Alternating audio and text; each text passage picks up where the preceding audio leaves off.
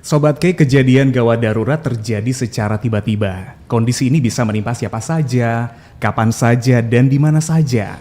Gak cuma membutuhkan penanganan yang tepat, tapi juga harus tepat dan akurat. Kali ini di BTS Berbagi Tips Sehat kita akan mengetahui lebih pasti emergency call, penanganan tepat untuk kegawat daruratan dan trauma. Di studio sudah hadir Dr. Gracicia Manegeng, saya nggak salah baca namanya ya? Betul, Mas Iksan. Betul ya. Direktur Pelayanan Medis Siloam Hospitals Jember dan Dr. Yoki Citra Perwira, Kepala IGD Siloam Hospitals Jember. Ya. Selamat sore semuanya. Selamat sore. Kabar baik dokter ya? Sehat selalu. Baik. Sehat ya. Saya tuh dari kemarin tuh pengen ke Siloam buat vaksin booster yang kedua. Belum nih Mas Iksan. Masih belum, karena udah tanggal 24 kan kemarin kita udah mulai ya. Udah bisa ya bisa, untuk yang bisa. Ini ya masyarakat umum ya. Sebelumnya kan nakes. Nah, karena udah waktunya bisa nih, cuman kayaknya waktu masih sulit banget kita kompromian ya. Gampang deh, nanti bisa saya info deh. Oh gitu ya, boleh ya nanti ya. Oke, makanya Sobat Kema sekarang tuh kita udah bisa mulai vaksin booster yang kedua. Kita bisa juga langsung datang ke Siloam Hospital. Hari ini kan juga ada ya kabarnya. Betul. Kok tahu sih Mas Iksan? Iya hari dong, ini ada? update terus dong saya tuh kalau udah nyalain notifnya Instagramnya Siloam. Biasa Waduh, mantap. kami update di Instagram juga soalnya. Siap. Oh besok ada juga nih? Besok coba ya saya cek. Tadi maksudnya kami biasa update di Instagram juga kalau ada vaksin gitu. Ya. Siap. Nah, soalnya saya tuh suka banget disuntik dok, tapi suntik vaksin. Meskipun kalau disuntik tuh saya pasti takut mau ngelihat jarumnya, tapi itu menjadi salah satu hal yang biasanya saya suka ketika disuntik karena untuk menjaga kekebalan tubuh, ya kan? Sekarang juga kita masih di masa untuk terus memperkuat imun Sobat K, makanya Anda bisa langsung vaksin booster. Baiklah, karena kita hari ini bahas tentang kondisi gawat darurat ya, soal emergency call. Jadi kalau misalkan Sobat K punya pertanyaan nih, langsung aja WhatsApp ke 0811 378 1029. Nanti bakal dijawab langsung sama Dr. Yogi dan Dr. Grace sore hari ini. Kita ke kondisi gawat darurat dulu nih. Menurut medis seperti apa sih dok? Oke, kalau gawat darurat itu sebenarnya artinya cukup banyak ya. Jadi secara awam itu seseorang yang emang membutuhkan tindakan segera. Kalau misalnya dia telat, bisa mengancam nyawanya atau kerusakan organnya itu sendiri, gitu. Baiklah. Mungkin bisa saya tambahkan juga ya, banget. Mas Iksan. Jadi kalau di medis itu kondisi gawat darurat ini kami bedakan. Jadi ada gawat darurat airway, gitu ya. Jadi jalan nafas. Jadi mungkin orang yang tersedak. Jadi atau kemasukan suatu sehingga menyebabkan jalan nafas tersebut agak tertutup. Nah itu juga kondisi yang mengancam nyawa. Kami golongkan tuh kondisi gawat darurat. Atau yang mengganggu pola pernafasan breathing. Jadi misalnya nih pasien dengan kondisi masalah di jantung, lalu kayak kalau orang awam bilang mungkin paru-parunya kepenuhan air gitu ya karena masalah jantung. Nah kita bilang itu gangguan dari breathing, itu juga suatu kondisi gawat darurat. Atau gangguan sirkulasi yang menyebabkan misalnya orang datang dengan kondisi trauma, perdarahan banyak, tekanan darahnya turun. Nah kita bilang itu gangguan gawat darurat di bidang sirkulasi. Atau yang terakhir misalnya kondisi gawat darurat di bidang disability. Jadi kondisi-kondisi yang menyebabkan pasien itu datang kalau misalnya nggak dapat penanganan cepat nih, dia bisa mengalami gangguan kayak kelumpuhan. Itu biasanya kondisinya stroke gitu ya. Itu memang ada golden period gitu, kita bilang itu kondisi gawat darurat. Jadi gangguan airway, breathing, sirkulasi atau menyebabkan disability gitu. Dan itu kalau misalnya kan ada banyak orang tuh pingsan, itu juga bisa termasuk dalam kegawat daruratan gitu. Iya. Kalau misalnya stroke juga, kadang kan orang bilang stroke itu udah nanti kalau misalnya udah stroke tiba-tiba nggak sadarkan diri dibiarin sampai bangun.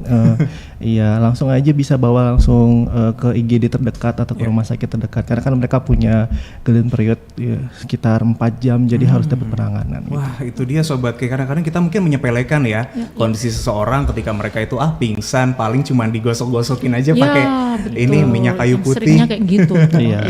Atau pakai pakai yang wangi-wangian gitu biar mereka bisa bangun sendiri. Padahal itu semua bisa memicu kondisi gawat darurat ya dok ya. Itu salah satu potensi ya. Jadi nggak selalu pasien tidak sadar itu selalu stroke ya. Tapi alangkah baiknya kalau kita sudah punya awareness nih.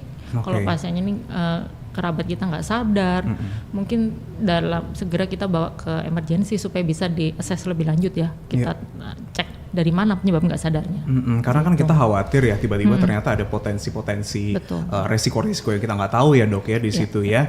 Nah tadi sempat disebutkan sama dokter Yogi nih kalau kondisi gawat darurat itu ada golden period-nya. Nah mungkin boleh dong dijelasin keadaan apa saja yang udah masuk golden period ini? Maksudnya yang tadi itu golden period itu stroke-nya, ya khusus di stroke itu ada golden period, ya. Jadi 4 jam, kan kalau orang awam tuh stroke itu pada beberapa ada yang nggak tahu ya. Jadi kita bisa melihatnya dengan singkatan FAST atau FAST. Jadi kita F-nya itu face, artinya wajah. Kita bisa lihat dari sudut sisi wajah kita, apakah itu miring ke kiri atau mencong gitu ya. Kemudian dari arm itu misalnya tangan. Nah tangannya itu apakah lemah sesisi tubuh atau lumpuh, nggak bisa digerakkan, itu salah satunya. Kemudian S itu speech. Misalnya kayak kita berbicara kan biasanya nih artikulasinya jelas. Iya.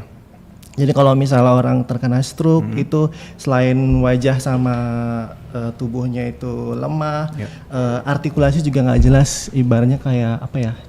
Pelo, cadel gitu ya. Iya, cadel itu salah satu gejala juga. Kemudian T-nya itu apa? Timing waktunya. Jadi sebelum 4 jam pertama kali serangan itu kurang dari 4 jam itu harus segera dibawa ke IGD. Karena apa? Kalau misalnya kurang dari 4 jam itu kita bisa untuk mengurangin atau untuk cedera kerusakan otak yang lebih berat lagi itu bisa dikurangin gitu. Jadi dan pemulihan juga bisa lebih cepat ya. Nah itu dia. Jadi kita harus ingat fast. Memang tindakan harus cepat ya. Fast itu tadi ya. Mulai dari face-nya kita lihat wajahnya ada mencong atau enggak. Kemudian arm dari tangan ini ya dok ya tadi ya. Speech cara berbicaranya apakah masih jelas nih artikulasinya. Kemudian timingnya jangan sampai lebih dari 4 jam itu tadi ya. Kadang-kadang kalau misalkan lebih dari 4 jam itu bisa memicu kondisi kronis atau bagaimana itu dok? Nah sebenarnya kalau mengenai 4 jam ini ini khususnya ya untuk kita bilang kalau ini spesifik stroke ya pada akhirnya ya. Jadi kalau stroke itu ada stroke penyumbatan dan stroke perdarahan. Untuk stroke yang disebabkan karena penyumbatan yaitu berkurangnya aliran darah di otak akibat penyumbatan. Kalau misalnya seseorang itu datang dalam waktu kurang dari 4 jam, maka masih ada satu metode atau pengobatan khusus yang bisa diberikan dalam periode itu. Jadi fungsinya untuk meluruhkan penyumbatan tersebut gitu. Tapi begitu sudah lewat dari 4 jam, maka obat tersebut sudah nggak bisa diberikan. Kenapa? Karena ada potensi yang lain yang ada resiko-resiko yang lain yang terjadi kalau misalnya obat tersebut diberikan. Ada resiko-resikonya. Oleh karena itu sebenarnya sebaiknya kita mengejar waktu itu gitu untuk dapat outcome yang lebih bagus. Jadi setelah pulih pun harapannya setelah bisa dapat obat ini maka ada pemulihannya bisa lebih baik, mengurangi kecacatan gitu ya, outcome pasiennya lebih baik. Baiklah, gitu. Perlu dicatat nih Sobat K, fast ya, jangan sampai kelupaan. Pokoknya ketika ada kondisi gawat darurat yang dialami oleh orang di sekitar Anda, langsung melakukan penanganan dan bisa langsung hubungi layanan emergency di rumah sakit. Kalau kita ngomongin soal gawat darurat, di rumah sakit itu ada IGD, ada UGD. Iya. Ini yang kadang-kadang orang itu bingung. Masih bingung ya? Iya, saya juga belum bisa bedain ini, takutnya salah masuk. Iya sih. Rancu ya gitu ya. Gimana sih sebenarnya perbedaannya? Baik. Jadi kalau misalnya IGD itu kan instalasi gawat darurat, sementara kalau UGD unit gawat darurat. Kalau instalasi gawat darurat itu lebih cakupannya itu sedikit lebih luas. Jadi bukan hanya untuk diperuntukkan dokter umum saja, tapi dokter spesialis juga ada di situ. Standby di standby, sana. ya. Jadi orang-orang yang emang butuh yang memang kriteria gawat darurat yang mengancam nyawa, yang butuh tindakan segera, itu dokter spesialis bisa masuk langsung untuk melihat pasiennya. Sementara kalau di UGD itu unit gawat darurat itu hanya untuk dibutuhkan dokter umum saja. Jadi unit istilahnya itu kayak departemennya itu lebih kecil, lebih sedikit aja. Ya, tapi mungkin note-nya adalah untuk pasien dengan kondisi gawat darurat bisa datang ke UGD atau IGD. Oke, yang penting segera datang iya, ya ke kondisi ke unit gawat darurat atau instalasi gawat darurat. Iya. Pasti bakal diarahin juga ya dok ya. Kalau ternyata mungkin dia butuh penanganan yang di IGD-nya ya. Asal kita jangan asal aja di rumah aja kita betul, jangan dibiarkan aja. Jadikan rumah itu sebagai UGD atau IGD sendiri gitu kan. Betul, masuk ke sana. Mentang-mentang kadang kita udah punya Google sekarang. Iya, kadang-kadang cari pengobatan sendiri nih. Takutnya nanti malah salah nih penanganannya nggak tepat dengan kondisi pasien kan. Betul banget. Sebenarnya nggak ada ini juga ya, nggak ada masalah juga ya antara UGD atau IGD. Tapi seperti yang dijelaskan tadi, skop yang lebih luas itu di IGD ya, langsung ada dokter spesialis yang akan menangani. Sementara kalau untuk UGD untuk dokter umum.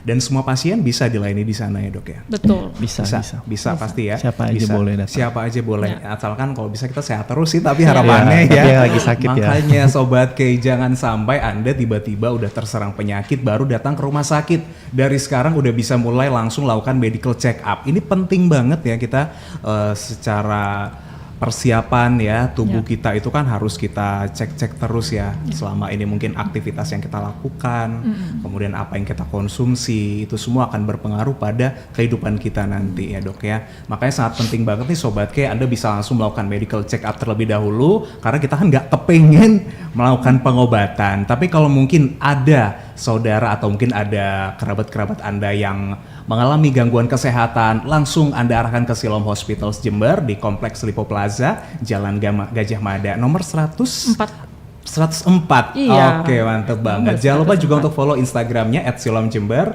Anda juga bisa mendapatkan banyak sekali informasi di sana. Nanti kita akan balik lagi, bahas lagi soal layanan gawat darurat ini. Silakan Sobat Kay bisa tanya-tanya langsung ke WhatsApp 0811 378 1029.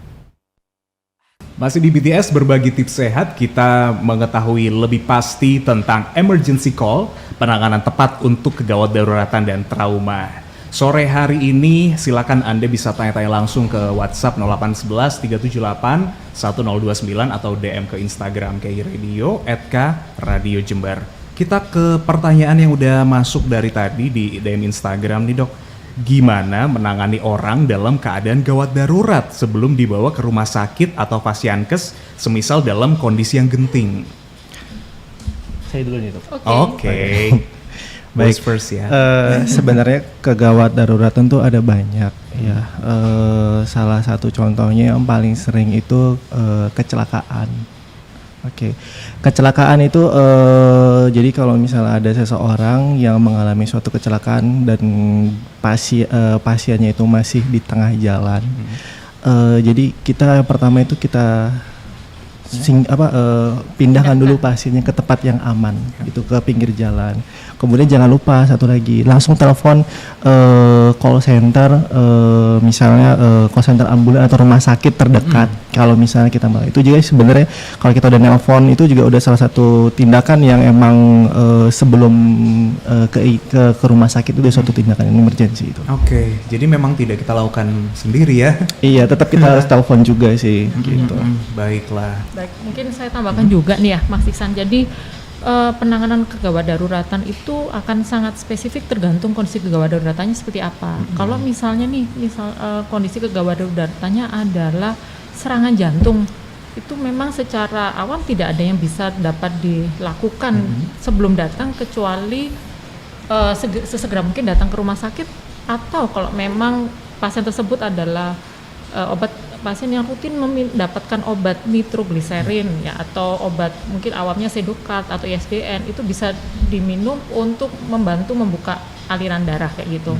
Atau misalnya pasien datang dengan kondisi perdarahan misalnya karena terkena pisau atau apa. Nah, yang bisa dilakukan adalah mengurangi perdarahan dengan memberikan tekanan di bagian proksimal atau bagian sebelah atas dari area yang terluka.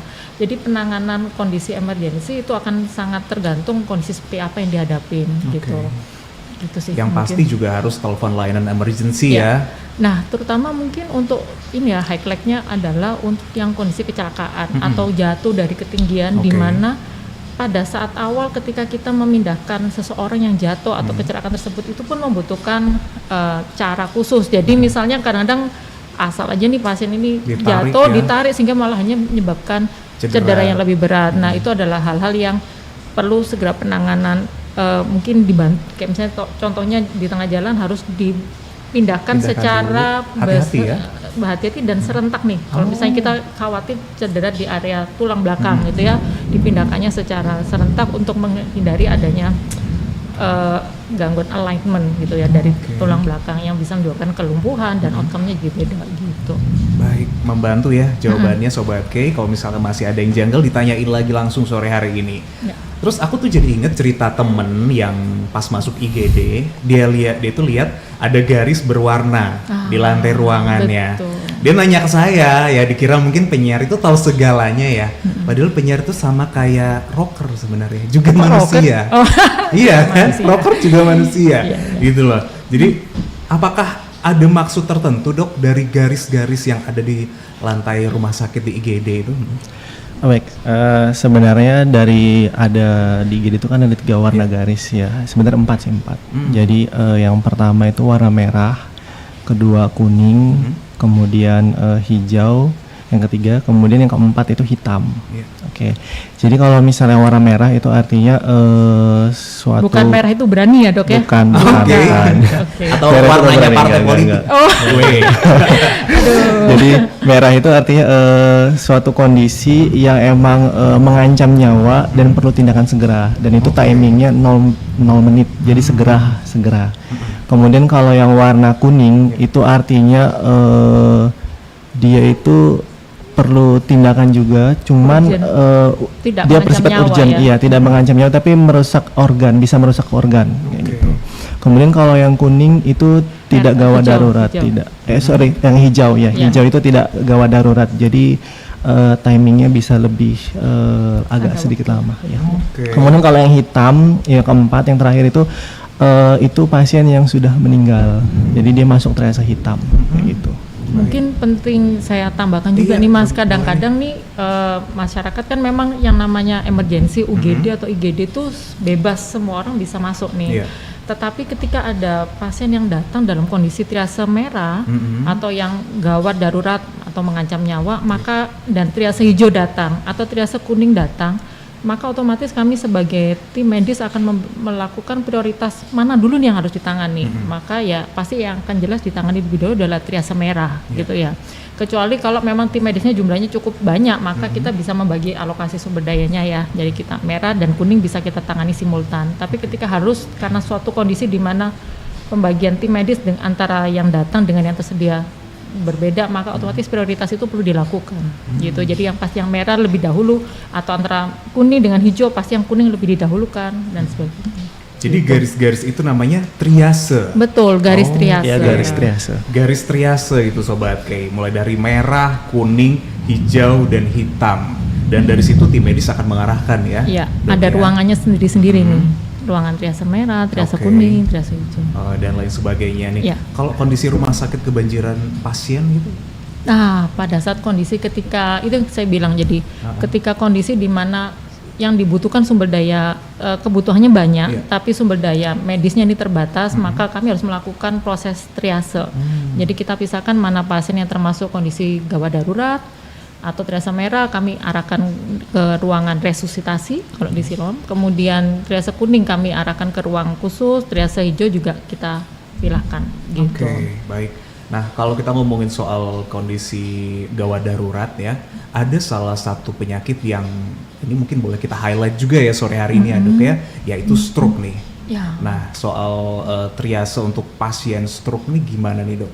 Baik, jadi kalau stroke itu termasuk dalam triase merah kalau dia datang dalam waktu yang ini ya awal, kurang dari 4 jam. Pasti kalau kami harus prioritaskan.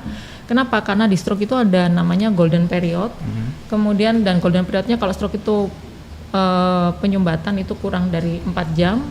Maka dan karena kita ini kan nggak tahu nih, pasien awal datang kan pasti nggak bawa hasil CT scan yang bisa menunjukkan ini perdarahan atau penyumbatan, sehingga semua pasien yang datang dengan gejala kelemahan sisi tubuh, bicara pelo atau wajahnya pencong gitu ya, maka asimetris, maka pasti kami akan anggap itu sebagai pasien dugaan stroke, dan kami kalau di Siloam kami akan melakukan paging code S.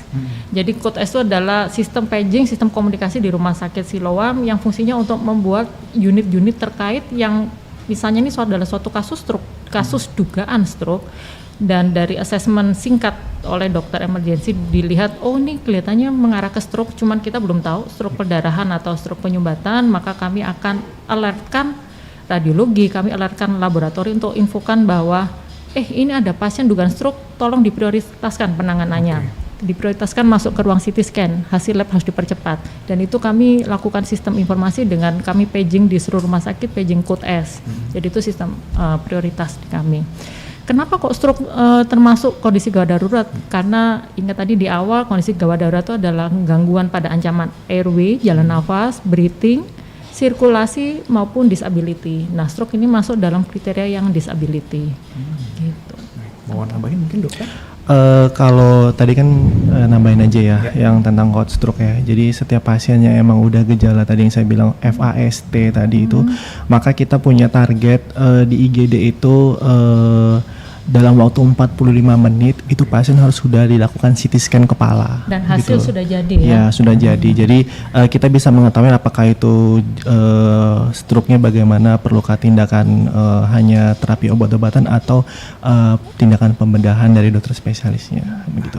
Boleh di-spill mungkin layanan emergency call nih buat pasien stroke, Dok? Oke. Ya, baik. Kalau pasien stroke emergency call. Emergency call. Ya, panggilan ambulan. Ya. Panggilan ambulan itu kalau di kita nomor telepon di unitnya di di Jember itu ke 0331 2861 911. Kalau untuk yang keseluruhan itu 1500 911. Oke. Baik, kalau di Jember langsung hubungi 0331 2861 911. Kalau untuk keseluruhannya 1500 911. Yang penting paling diingat tuh 911-nya di belakang ya. Iya, harus ada 911. Kita akan kembali lagi nanti setelah yang berikut ini Sobat Gay. Anda masih mengikuti BTS berbagi tips sehat bersama Siloam Hospitals Jember. Sore hari ini saya masih ditemani Dr. Grace dan Dr. Yoki. Nah, kita lanjut lagi nih ngobrolin soal emergency call ya untuk penanganan bagi gegawat daruratan dan trauma. Ada pertanyaan yang masuk tapi mungkin saya agak geser ke nanti dulu ya karena pembahasannya bakal lebih deep ke yang akhir-akhir ini nanti dokter ya. Nah, sekarang kita tadi udah ngobrolin soal triase, sobat, kayak garis-garis yang ada di sana, dan perlu diingat lagi nih untuk layanan medical check up di Siloam Hospitals. Kalau mungkin ada kerabat Anda yang harus segera dibawa ke rumah sakit, Anda bisa hubungi 0331 2861 911 atau untuk layanan secara umumnya di 1500 911. Tapi akan lebih mudah lagi langsung ke yang layanan Jember itu tadi ya dok ya. Nah sekarang kita ke alur pelayanan pasien emergency ini. Boleh dijelasin dong? Ini maksudnya panggilan ambulan? Iya betul. Kalau panggilan ambulan itu kalau di emergency begitu pasien menelpon ke emergency ke nomor 2861 tadi itu kita biasanya mencatat nama pasien, kemudian alamat, kemudian setelah nomor telepon yang bisa dihubungin. Nah setelah kita tutup telepon, kita tuh punya target ya estimasi dalam waktu 3 menit itu tim sudah berangkat dan akan mengkonfirmasi bahwa tim sedang di jalan menuju ke lokasi.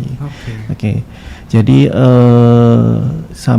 begitu di dalam tim ambulan itu juga nanti terdiri dari ada dokter, kemudian perawat, kemudian ada driver begitu dengan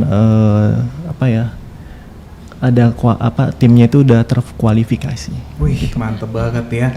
Mungkin ini yang perlu kita tekankan juga nih Dr. Grace. Karena setiap rumah sakit mereka memiliki layanan emergency. Ya, betul. Apa yang membedakan layanan emergency Siloam Hospitals Jember dengan rumah sakit lain? Baik, jadi bisa saya sebutkan kalau di rumah sakit Siloam layanan emergensinya itu pertama dari sistem alurnya. Alurnya panggilan masuk bisa masuk melalui 1580911 atau yang lokal di 286 1911. Mungkin saya juga akan tambahkan bahwa di nomor 1580911 itu adalah nomor yang bisa dihubungin dari mana saja dan nanti dari pihak operator yang menerima akan menghubungkan posisi pasien tersebut di rumah sakit Siloam terdekat. Saat ini di Siloam ada di 41 area di Indonesia. Jadi mau sedang berlibur di Labuan Bajo pun atau lagi di mana, ketika ada kondisi emergensi di nomor yang 1591 tim akan mengirimkan ambulan dari rumah sakit Siloam terdekat. Sementara di 03312811 perbedaannya adalah pada alurnya. Begitu telepon diterima, kami akan menanyakan kondisi emergensi apa yang dihadapi, nomor telepon kontak yang bisa dihubungin, dan dalam 3 menit respon time ambulan akan berangkat. Lalu yang kedua adalah dari fasilitas ambulan yang kami miliki sendiri. Jadi ambulannya bisa kita bilang seperti rumah sakit berjalan nih. Jadi kelengkapannya lengkap, ada alat untuk pacu jantung dan ada obat-obatan khusus yang memang diberikan untuk kondisi emergensi gitu. Ketiga perbedaannya adalah pada kualifikasi dari tim medisnya sendiri. Jadi nggak semua dokter, nggak semua perawat bisa masuk dalam tim tim ambulan yang akan berangkat ini. Jadi hanya dokter dan perawat yang sudah menyelesaikan modul pelatihan dari John Hopkins University nih. Jadi kita untuk tim emergency kami memang kita ada modul pembelajaran yang wajib diikutin dan diselesaikan, dan baru setelah itu mereka bisa masuk dalam tim emergency untuk ambulan dispatch panggilan ambulan gitu. Mantap banget ya, dan nggak kaleng-kaleng dong kualifikasi tim medisnya ya. Kalau belajar langsung di John Hopkins University. Jadi ada modulnya. Oke, modulnya dari situ. Dan tadi yang menarik itu adalah RS berjalan itu loh dalam ambulan. Jadi kalau misalkan ada kegiatan atau penanganan yang harus emergency banget ya di dalam ambulan itu bisa langsung ditangani di sana. Betul, dan di ambulan kami juga ada sistem komunikasinya nih. Jadi begitu pasien datang dan begitu pasien dijemput, kami tiba di lokasi di rumah dan kami tim medis men-assess, kelihatannya pasien ini curiga stroke nih. Dan waktu dari serangan 2 jam sebelumnya. Maka begitu kami kembali ke Siloam, tim di ambulan akan mengalertkan ya.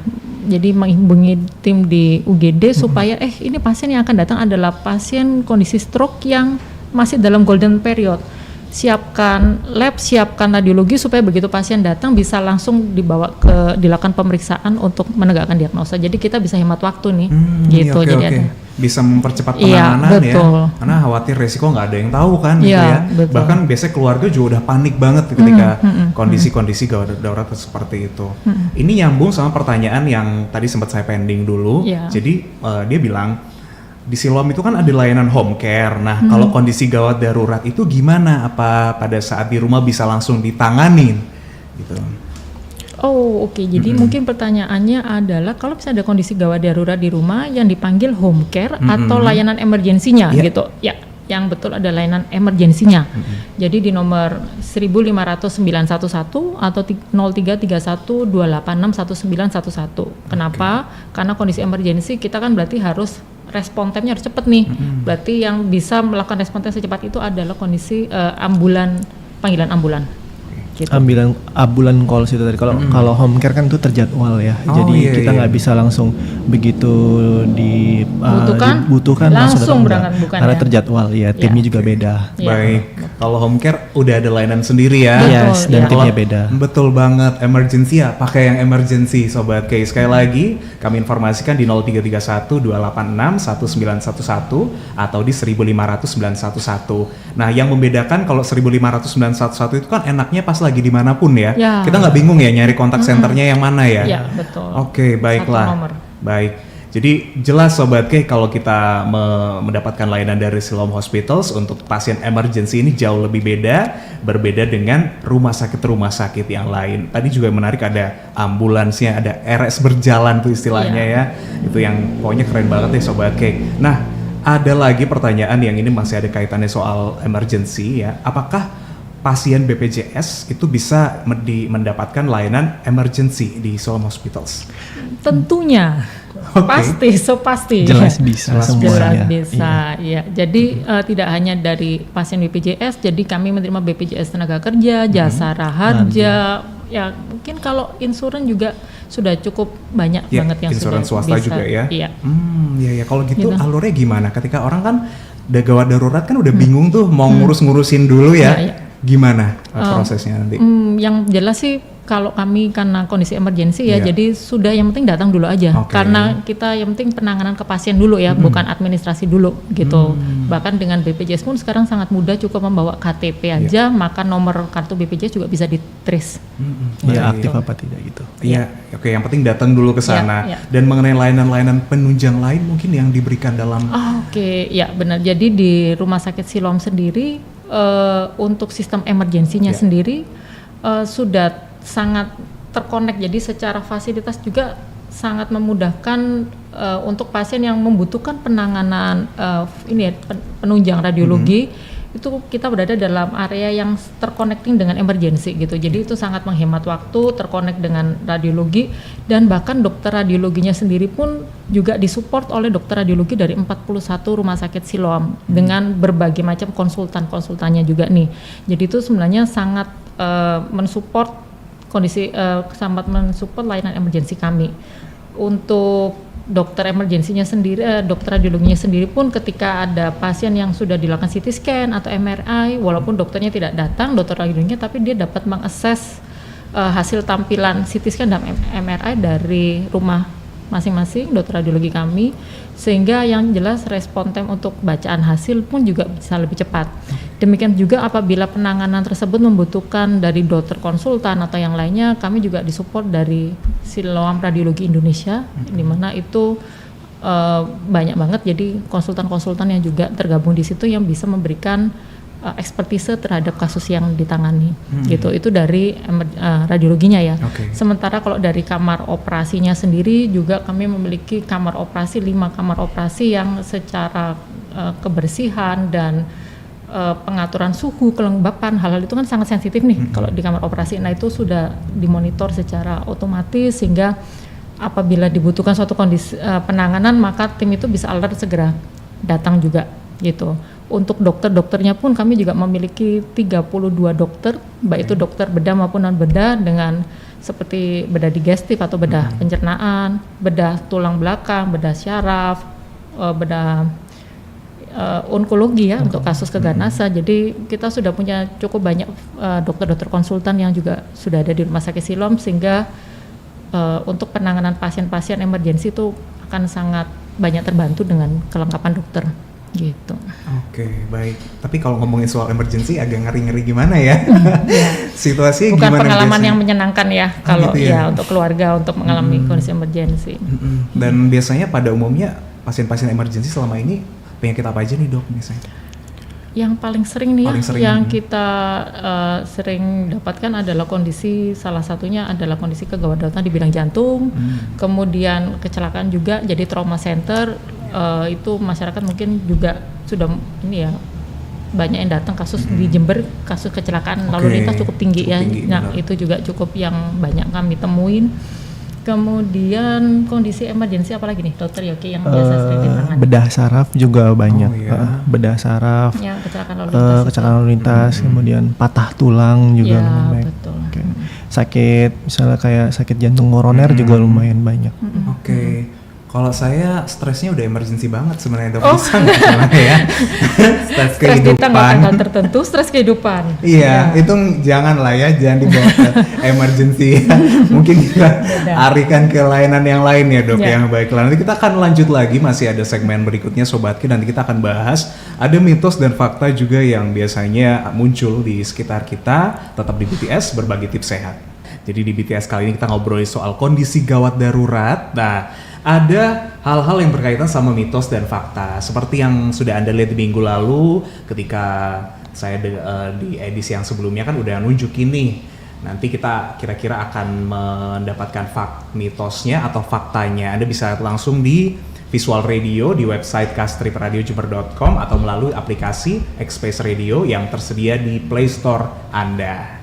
Baiklah, ini karena berkaitan dengan salah satu penyakit yang paling sering nih dok ya, paling sering mendapatkan penanganan gawat darurat, yaitu stroke. Yang pertama, ketika anggota keluarga tiba-tiba mengalami mulut yang mencong, itu adalah gejala stroke. Mitos, fakta atau mitos? Fakta. Bentar, jangan sampai salah menyesatkan orang ya. Jadi fakta ya, jadi itu fakta ya dok ya. Betul, jadi tadi sudah disampaikan dokter Yogi ya. Jadi salah satu gejalanya adalah asimetris atau pencong nih di daerah wajah. Kemudian kelemahan sisi tubuh, bicaranya juga pelo gitu. Jadi mesti hati-hati. Ada istilahnya, saya kayak pernah dengar apa itu ya istilahnya, kayak mukanya kayak jadi agak mengkerut gitu dok. Muta mengkerut. Iya, jadi kayak misalnya jadi kayak mencong terus dia jadi kayak ada kelainan gitu ya. Oh, Bell's palsy. Oh, Bell's palsy. Itu lain lagi ya. Betul. Itu mungkin bisa memberikan gejala yang serupa, cuman memang penanganannya akan berbeda. Terima kasih sudah diingatkan. Iya, karena itu jadi misteri juga buat saya. Iya, itu bukan suatu stroke kalau yang itu. Oke, hanya memang sama-sama agak mencong-mencong ya. Betul. Yang kedua adalah jika menemukan seseorang yang dalam kondisi sulit dibangunkan, kita biarin aja sampai akhirnya bisa bangun sendiri. Bisa nggak sih sebenarnya kayak gitu? Jangan dong. Janganlah ya. Gantos ya. Betul, dan ini kondisi yang kita sering banget jumpain ya. Jadi Silom di Jember ini udah 5 tahun.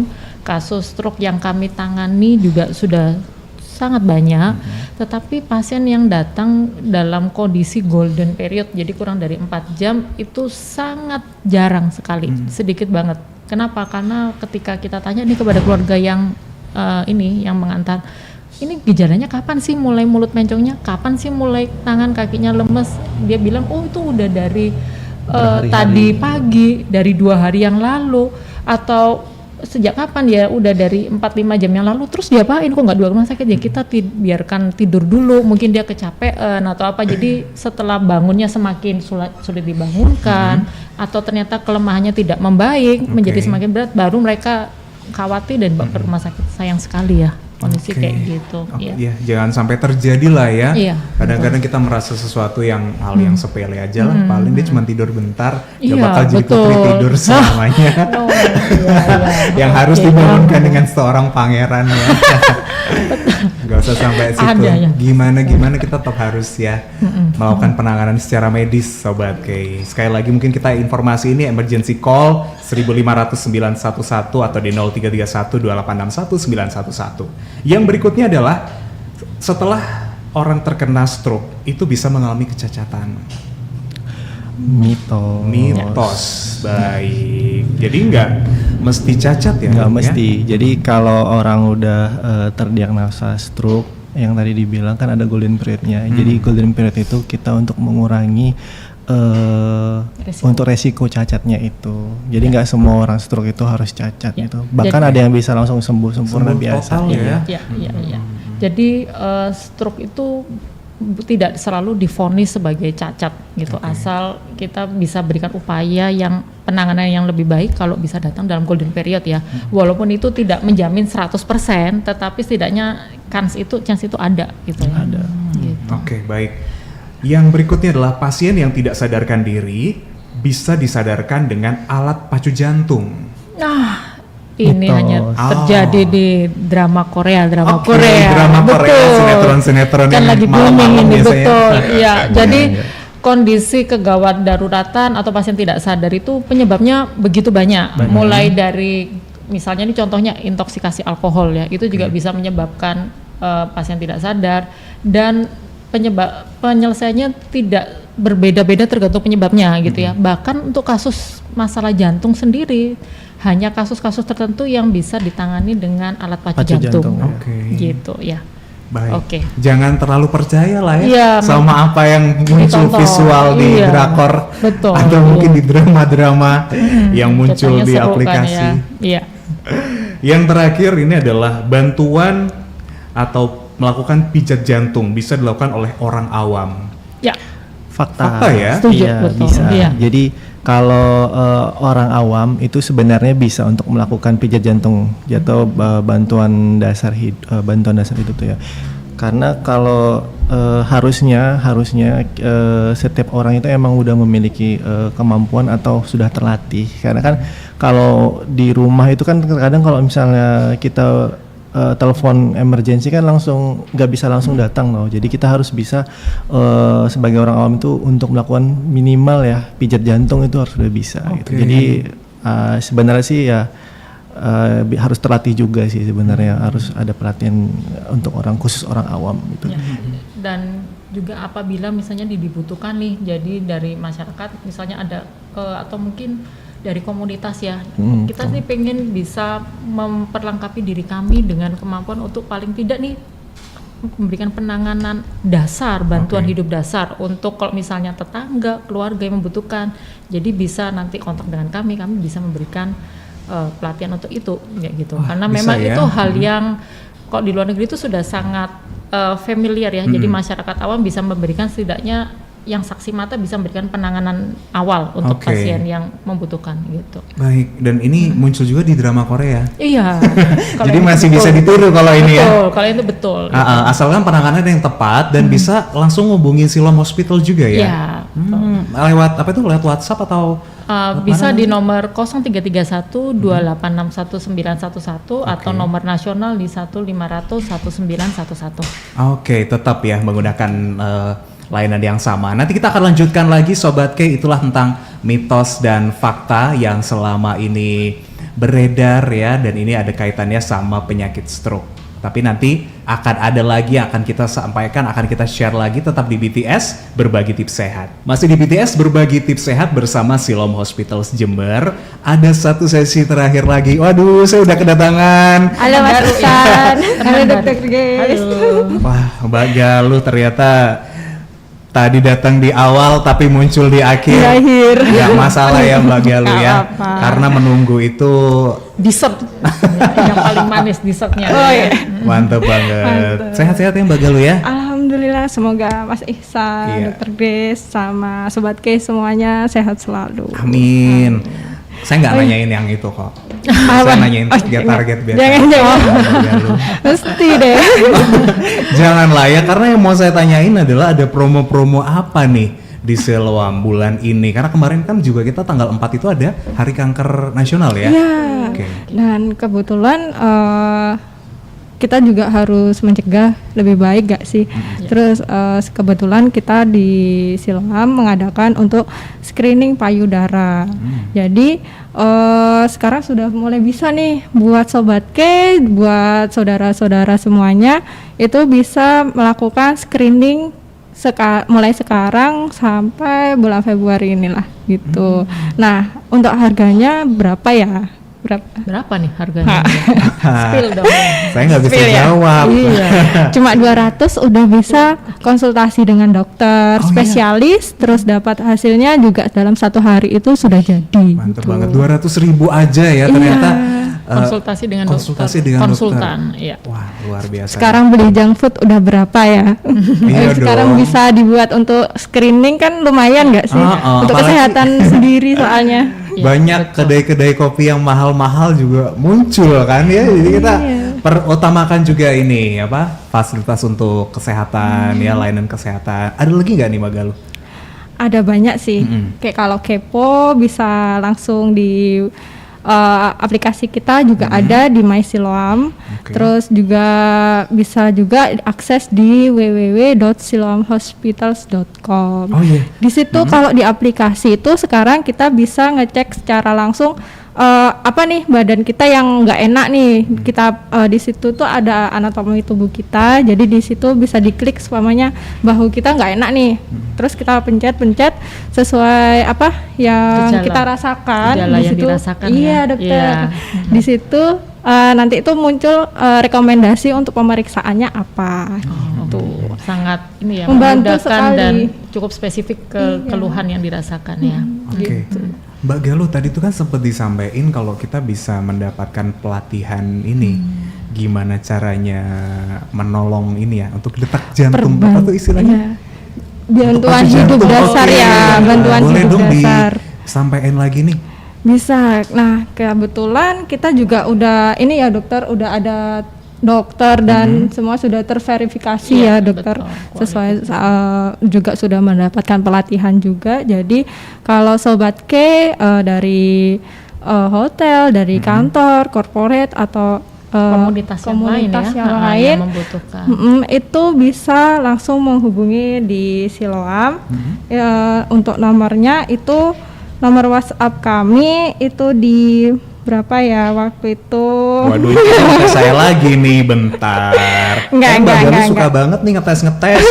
Tapi tenang, saya udah follow Instagramnya Siloam Hospitals, meskipun saya pakai akun alter ya. Waduh, untuk nomornya, saya udah nggak punya akun pribadi. Waduh. Nomornya ada di 081 249 13 93. Gampang banget kok Sobat K, langsung aja WhatsApp 08 12 4913 9353 di situ.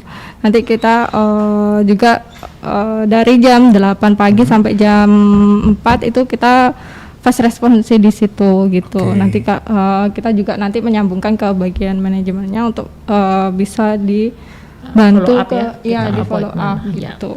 Baik, ini juga menyambung lagi, ada sebenarnya pertanyaan-pertanyaan yang selama ini datang dari Sobat K ya. Senam hamil itu masih gratis nggak di sana?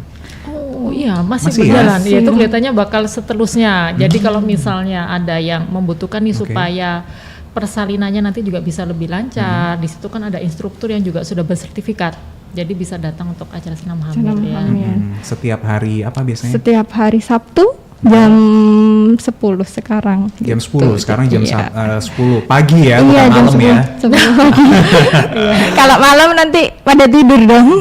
Oke. Nah, kalau gitu terima kasih banyak nih Mbak Galuh untuk penjelasannya ya. Ada banyak sekali layanan-layanan yang bisa Anda dapatkan di Siloam Hospitals. Anda bisa langsung datang ke Kompleks Lipo Plaza, Jalan Gajah Mada nomor 104. Benar. Samaan. Iya dong. Kalau gitu mungkin ada conclusion dari Dr. Grace nih mengenai pembahasan kita sore hari ini. Baik, jadi untuk teman-teman K nih, jadi yang apabila ada kerabat tetangga yang mengalami kondisi gawat darurat, jadi penanganan awal misalnya ragu-ragu apa yang saya lakukan ya, saya nggak tahu nih penanganan awalnya kayak gimana, segera aja dibawa ke emergency. Kemudian untuk nomor telepon emergency Rumah Sakit Siloam ada di 0331 286 1911 atau 1500911.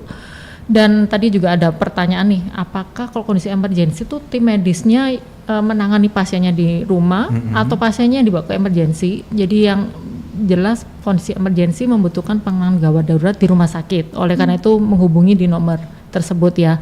Dan di Rumah Sakit Siloam juga kami siap untuk tim ambulannya juga dalam respon time yang 3 menit kami juga akan langsung siap untuk menjemput pasien. Oke. Dan jelas kasih. ini ya untuk pasien BPJS juga gratis untuk kondisi emergency ya. Oke, jadi jangan khawatir mengenai masalah biayanya berapa sih. Ini free. Gitu. Biasanya kan kalau BPJS biasanya bawa rujukan nggak sih kalau ke poli ya, ke poli. Ya, tapi kalau emergency ini langsung aja nggak usah pakai bawa rujukan. Betul. Namanya juga keadaan darurat ya. Betul. Jadi harus langsung dibawa aja tanpa rujukan. Langsung datang aja ke sana Sobat K. Sekali lagi untuk Anda ya pasien BPJS nggak usah khawatir, tetap bisa datang ke Siloam Hospitals. Juga untuk Anda yang memiliki asuransi swasta juga bakal dilayani di sana. Terima kasih sekali lagi kedatangannya. Terima kasih Mas Iksan. Ya, tadi juga ada Dr. Yoki ya, terima kasih banyak. Udah nggak di frame tapi nggak apa, saya ngucapin terima kasih. Mudah-mudahan nanti kita bisa ketemu lagi, ngobrol-ngobrol lagi. Tapi next ada tema lain lagi ya di bulan ini ya. Ada dong, sama dokter. Apa ya? Dokternya ini dirahasiain dulu ya. Tapi masih terkait dengan layanan emergency sih. Masih ada kaitannya ya.